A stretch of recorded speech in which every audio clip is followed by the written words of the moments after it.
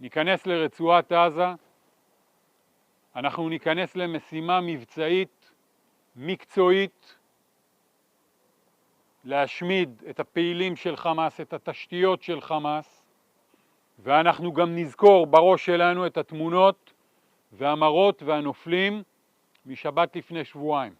עזה היא מורכבת, עזה היא צפופה, האויב מכין בה הרבה מאוד דברים, אבל אנחנו מכינים לו גם.